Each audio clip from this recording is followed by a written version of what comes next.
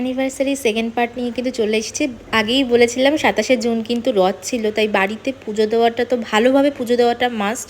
তারপরে ছিল আমাদের একটা স্পেশাল দিন, আর স্পেশাল দিনগুলোতে আমিও ঠাকুরকে খুব সুন্দর করে সাজিয়ে গুছিয়ে আর কি স্পেশালভাবেই পুজোটা দিই।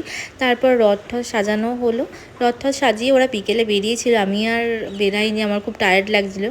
তার একদিন বাদে মানে আমরা সানডে করে বেরিয়েছিলাম আর কি লাঞ্চ করতে গেছিলাম আমরা বারবিকিউতে। অত বেশি কিছু এবার এক্সপেরিমেন্ট করতে চাইনি, জাস্ট খেতেই গেছিলাম, সিম্পল খেতে গেছিলাম। মুভি দেখার প্ল্যান ছিল, মা সিনেমাটা হয়তো রিলিজ করেছিল, বাট আমাদের হাতে টাইম ছিল না, কারণ টিয়ানার আবার রিসাইটেশন ক্লাস ছিল, তো তার জন্য তাড়াতাড়ি বাড়ি ফেরার ব্যাপার ছিল। স্টার্টারটা আমি সবসময়ই এনজয় করে খাই, আর আমি কেন জানি না যেখানের বাফেটই খাই না কেন, বাট এই স্টার্টার যেন কাউকে বিট করতে পারে না, মানে চুমু জাস্ট।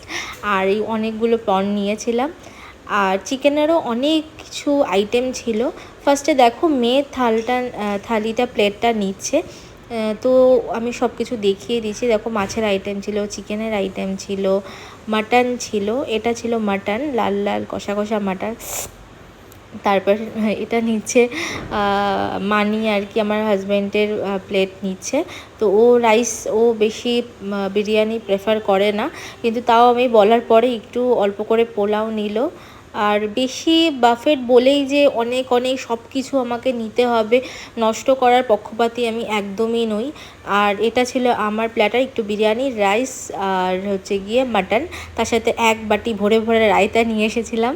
তো এটাকে আমি বেশ এনজয় করে খেয়েছি, একটুও ওয়েস্ট করিনি, আর আমি ওয়েস্ট করা একদম পছন্দও করি না। আমি আমার মেয়েকেও সবসময় এটাই শেখাই যে ওয়েস্ট করবে না, যতটা তুমি খেতে পারবে খাও। আর ডেজার্টটা মেইন আর কি, ইম্পর্টেন্ট। তো ডেজার্টটা আমি খুব এনজয় করে খাই, মানে মাঝখানের মেইন কোর্সটার থেকে আমি স্টার্টার আর ডেজার্ট এই দুটোই আমার ফেভারিট বারবিকিউ নেশনের বিশেষ করে। আর লাস্টে ওদের সেলিব্রেটিং কেকটা দিয়ে কেকটা কাটিং করে লাস্টে কিন্তু এই কুলফিটা নিয়ে কিন্তু বাড়ির উদ্দেশ্যে রওনা দিলাম।